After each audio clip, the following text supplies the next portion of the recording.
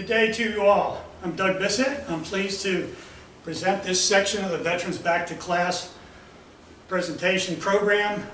This one's titled the World War II, the Pacific Theater. I'm in the Veteran Memorial Center, and we're going to take you through several aspects of the Pacific Theater, the War of World War II. In my personal story, I was asked to describe. I was a lieutenant in the Army during the Vietnam War in 1970-71. I was an instructor, military instructor at the Fort Eustis Transportation School, teaching logistics and how to load and unload ships. And then I spent my second year in South Korea in 1971, working at the port of Incheon, handling military cargo moving offshore and up to the demilitarized zone. After the war, I spent 4 years, not after the Vietnam War, but after my service in South Korea. I served 4 years in the inactive reserve, Army Reserve. Then I went on to graduate school and got a degree in business on GI Bill. Then I went on to work in finance and real estate, and then I retired, and here I am. So we're all volunteers here presenting this program. What I'm going to do is, the presentation encompasses displays and narratives at the Veteran Memorial Center and Library. I encourage you all to come and visit and enjoy all the things that have been done here. Millions of dollars have been put in here. We have probably the best museum in the state of Florida. The third floor is where I'm going to start. That's when the war started. The Pearl Harbor exhibit is on the third floor in Hawaii. That exhibit's up there. Then I'm going to do a quick video. We're going to pass by weapons that were used during the war on the way to the library. Then in the library, I'm going to do the narrative on what led up to the war. The 5 turning points, 5 major battles, turning points in the Pacific, and then some anecdotes with family members that were involved in the Pacific Theater. Cut it off. Hi, now we're in the third floor of the museum, which is the Pearl Harbor exhibit. Pearl Harbor is where it all started. December 7th, 1941, we still celebrate that every year. On December 7th, that was what the President Franklin Roosevelt called it the Day of Infamy. In the background, you can see some great photographs that were from the films to give you some idea of what it was like, the chaos, the sinking of ships, etc. This was the Japanese surprise attack on the American Pacific Fleet that started World War II. Secondarily, we have an actual piece of the Arizona, which was the big battleship. It was one of our many battleships in the fleet, and this is all shot full of holes and rusting, but it was pulled up out of the harbor. But so we have a piece of the Arizona here at the museum. The Arizona itself looked like this model we have down here in this case. We'll try to give you an example of what it looked like from the film. You can see it was a big battleship. We had a whole bunch of battleships in the Pacific Fleet, and this is what the Japanese wanted to destroy, because that was the big threat to their ambitions in the South Pacific and taking over countries and expanding their empire. Above it is this incredible display of Pearl Harbor itself, the base. This was accomplished by Sean Wilkins of the Edgewood High School, and he did an incredible job of putting this all together. Just pointing out a couple of things. This Ford Island you may have heard of. This is Battleship Row. These were all the battleships that were sunk during the attack. So you get a sense of what Pearl Harbor looks like. The tank farms, by the way, in some areas you see tank farms. Tank farms, they missed a lot of tanks and tank farms, and those supplies were really critical to our follow-up after the initial attacks. Fortunately for us, that our aircraft carriers were not in port at the time, and they missed sinking our aircraft carriers. To the right, we have one more display of, from the movie Pearl Harbor, and you can see what it was like with the sinking of the Arizona from that film. So from here, we're going to go downstairs to the first floor. Okay, we're on the first floor of the museum. We're briefly going through here on the way to the library to talk to the rest of my presentation, but I wanted you to just quickly see the type of memorabilia we have in the museum. All those Japanese battle flags and weapons and Japanese swords and all kinds of stuff on display, helmets, etc., and pistols, blah, blah, blah. You can come in and see all these things for yourselves and take your time and enjoy all the things that have been donated over the years. That's it. Okay, now we're in the library at the museum, and I'm here to give you the main part of the presentation. A couple things that I suggest you consider. One is there's a great book on called At Dawn We Slept on the Pearl Harbor attack. And I'll tell you everything about leading up to it and how we were surprised and they came in when everybody was sleeping, etc. But it's a great book on the entire episode.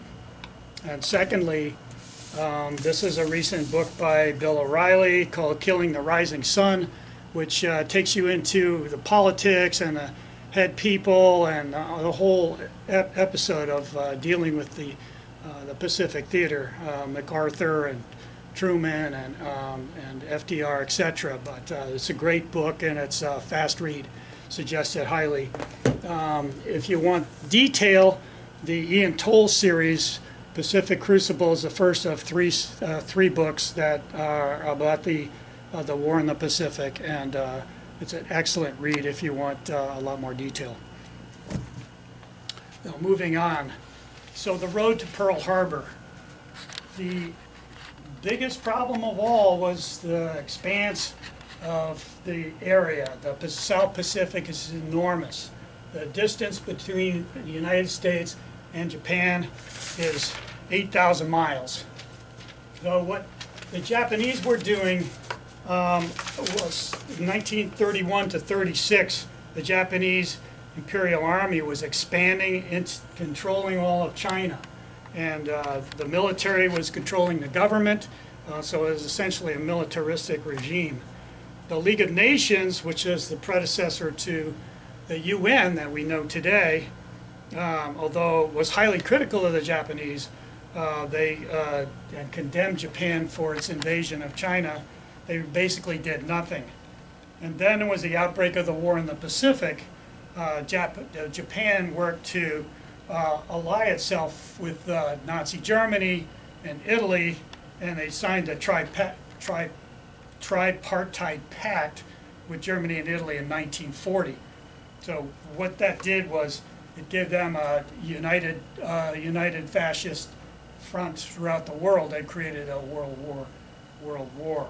So one of the reasons why they expanded into Southeast Asia, so the main reason was the rich reserves of oil, tin, rubber, bauxite, rice that was that Japan was dependent on for its imports, because Japan is just a series of islands that's independent of the rest of the country. So they needed a great deal of natural resources, particularly oil and rubber.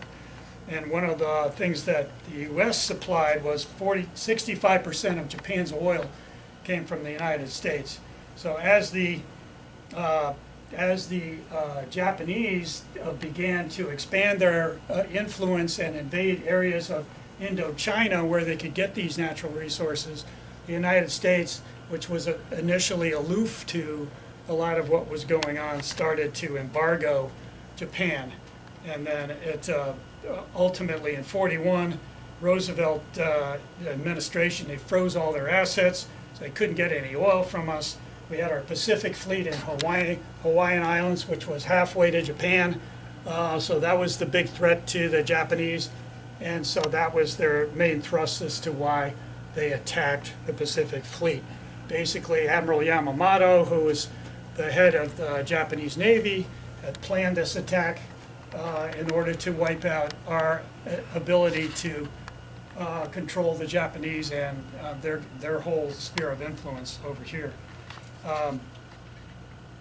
So after we embargoed and after we cut them off, their plans for the attack took place.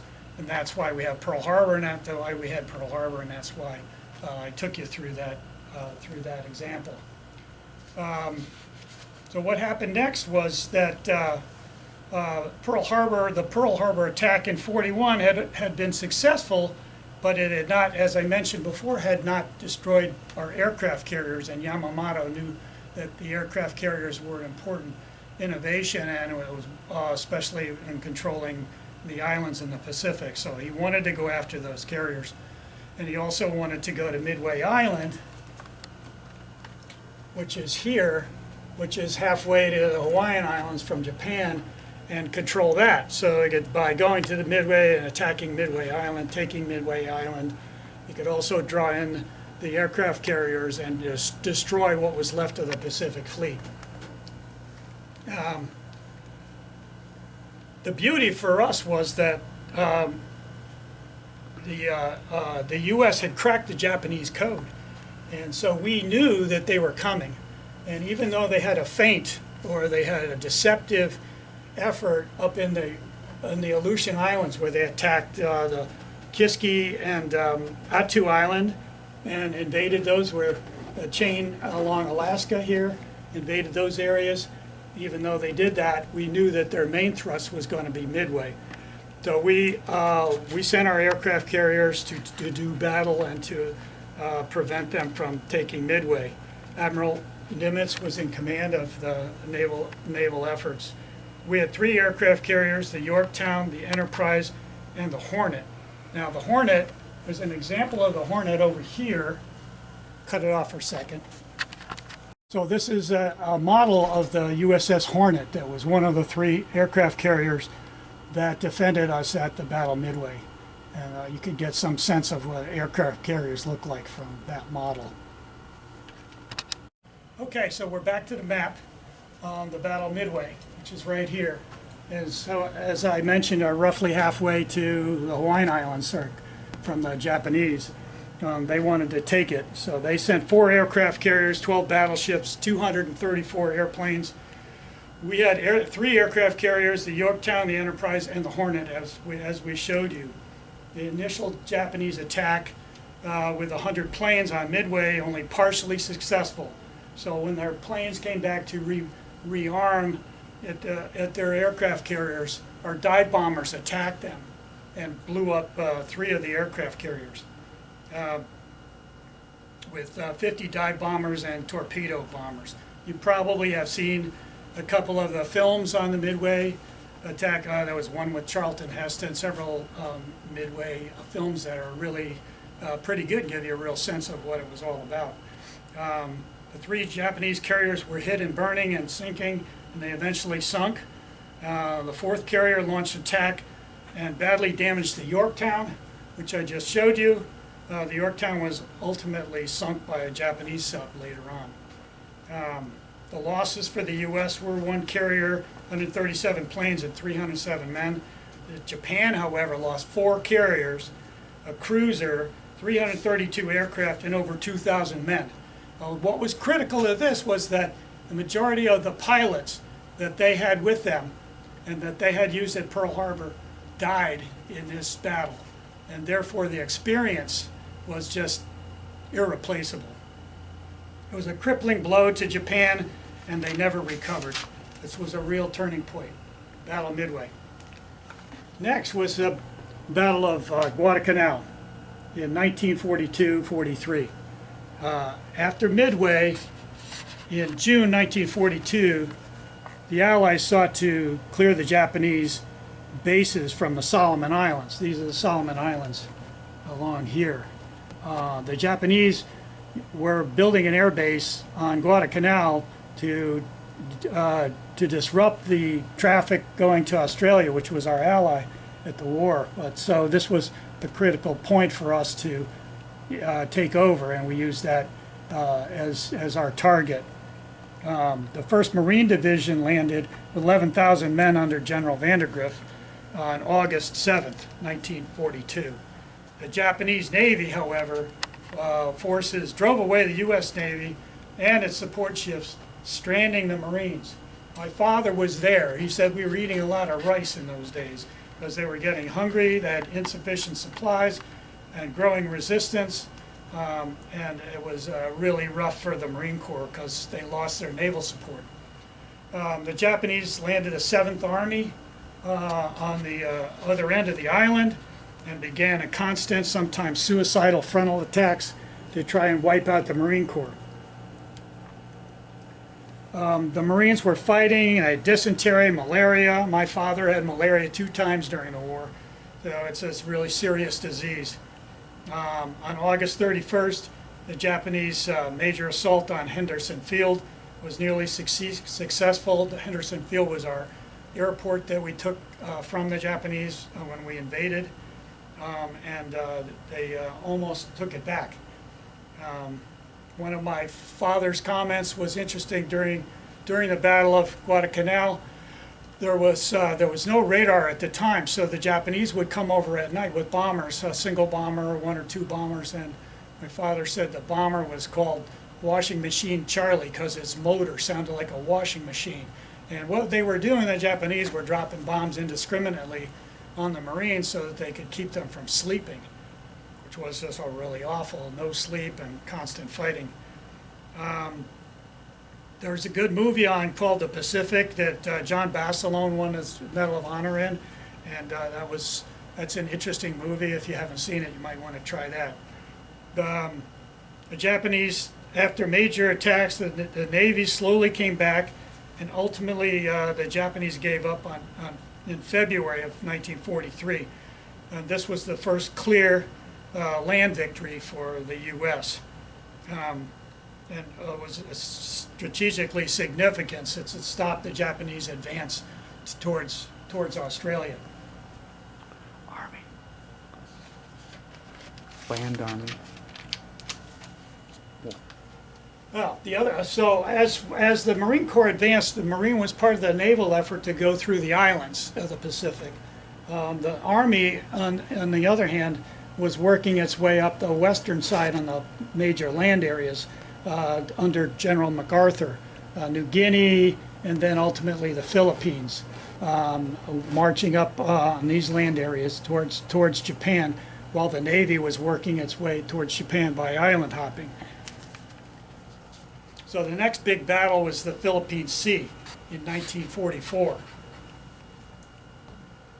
So what we were at, after 30 months of fighting, the U.S. had taken key islands and increased its power both in land and sea forces. It had taken Gilbert Islands, Marshall Islands, and was now working in the Marianas as it was getting closer to Japan. The Mariana Islands were particularly important. Saipan, Guam, and Tinian, right in here, because it would provide bases for long-range bombers that could then hit Japan from those islands. So we wanted to take over the airports that were there and expand them in order to bomb Japan. At the Battle of the Philippine Sea in that area, the Japanese were not going to let us take these islands. They sent 5 carriers, 5 battleships, 13 cruisers, 28 destroyers, 500 aircraft. The U.S. Task Force 58 under the U.S. Fifth Fleet had 7 carriers, 8 light carriers, 7 battleships, 21 cruisers, 69 destroyers, and 1,000 aircraft. In June 1944, the Japanese fleet met and attacked in 4 raids that were only slightly successful. The retaliation from the U.S. was swift and was overwhelming. And it ultimately was called the Marianas Turkey Shoot, because this again is where it hurt the Japanese so much that their inexperienced pilots were flying their aircraft, and our guys shot them all down. We also, 2 submarines sank 2 of the Jap carriers, and the U.S. late attack damaged 3 more carriers and 1 light carrier. Ultimately, the Japanese lost 3 carriers, 400 planes, and 200 land-based planes The U.S. lost 130 planes and minor ship damage. After the Philippine Sea battle, the final defeat of Japan was in sight. Now, on Tinian, which is one of the 3 islands, on Tinian, we built the bomber base for the B-29s that I'll show you later. This was the world's largest air base, and try to visualize having 300 bombers on one island in the Pacific. And from there, we could bomb Japan on an ongoing basis. Next was Iwo Jima. As you can see from here to Japan, Iwo Jima is roughly halfway to Japan. So why would we want Iwo Jima? Well, the bombers had a long flight to Japan and back. A lot would break down en route, and this is all ocean here. So Iwo Jima was a good stopping off place if the airplanes were damaged or had engine problems. So we wanted to take Iwo Jima. Iwo Jima became a really horrible battle. It was a strategic location, less than 700 miles from the home island.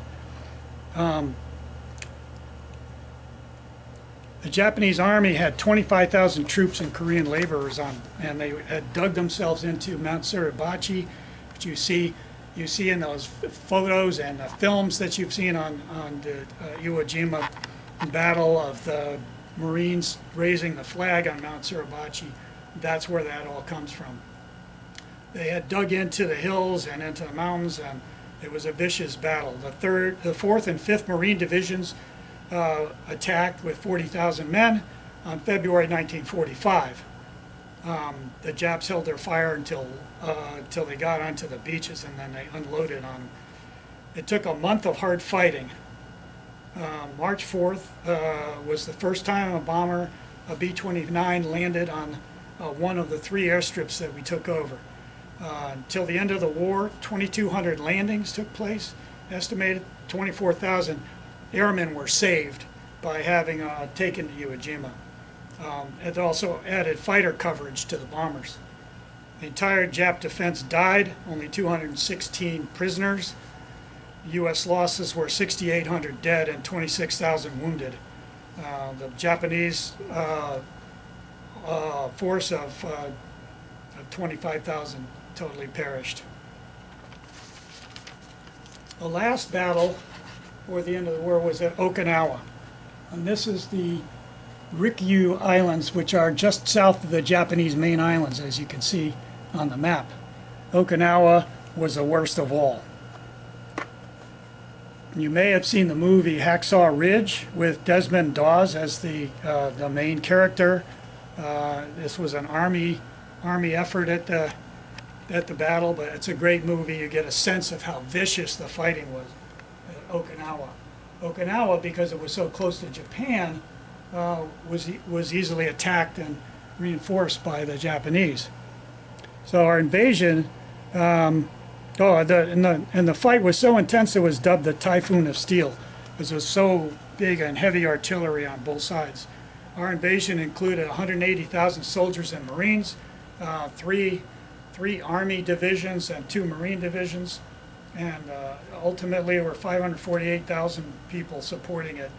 The Navy supported with the 5th Fleet of 1,300 ships. There were 100,000 Japanese on the island, and in addition to Okinawan civilians and laborers. After the initial landing, the Japanese started sending kamikaze pilots, which were suicide bombers that would come to disrupt the American fleet. And the Japanese sank 26 ships and damaged 164.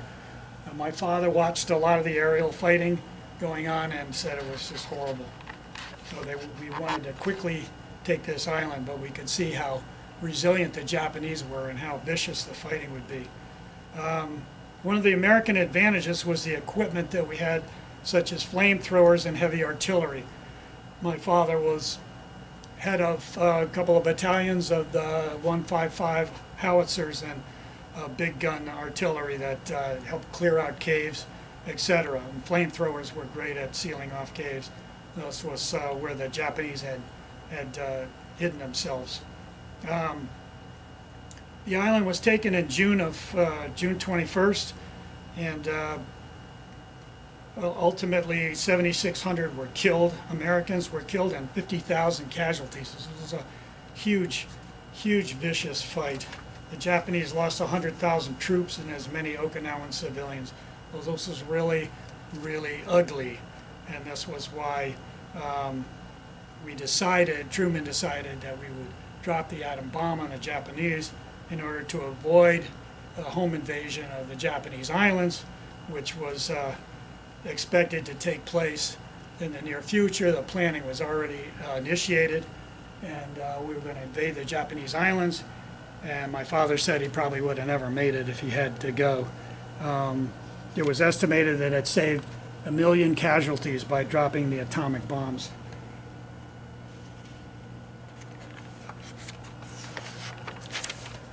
So I thought what I would do is take you to a little vignette on service members that were in my family that were there, to give you some anecdotes of the types of things that they did while they were in the war. Okay, I thought you might find this interesting. These are 6 family members. This was an all-out war, World War II. All my uncles, my father, my grandfather were all involved in the war. This is a photograph of my father, who was a captain in the Marine Corps. I mentioned some of his stories. He was involved in the invasion of Guadalcanal, Guam, and Okinawa. This is my grandfather. He was a Commodore who was head of the CB organization that built all of these Pacific buildings and airstrips, etc. And Okinawa is in charge of 16,000 men, and rebuilt all the airstrips and everything in preparation for the invasion of Japan. So the photograph was taken of the 2 of them at the Battle of Okinawa in 1945.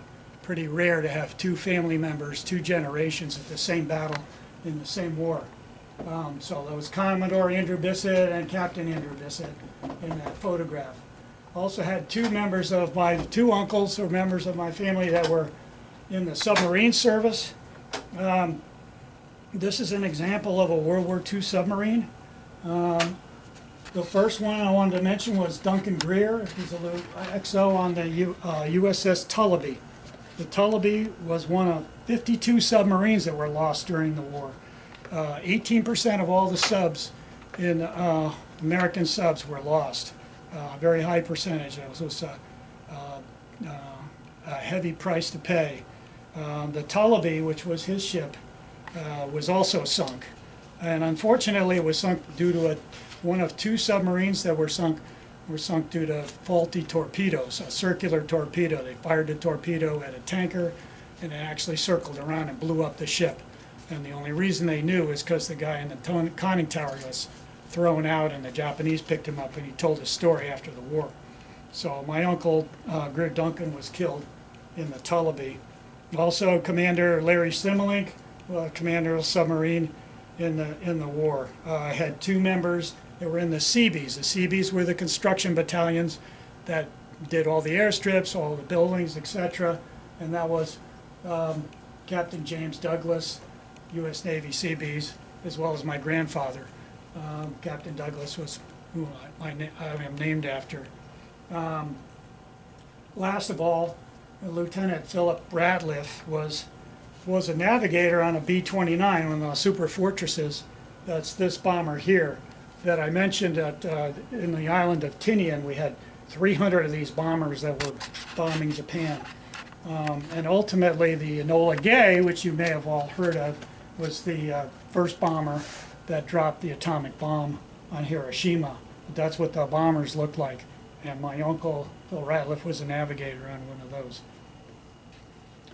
So World War II was a total commitment for all members of society, a fight for the survival of democracy, and that pretty much ends my presentation, and all I can say is freedom is never free. Thank you.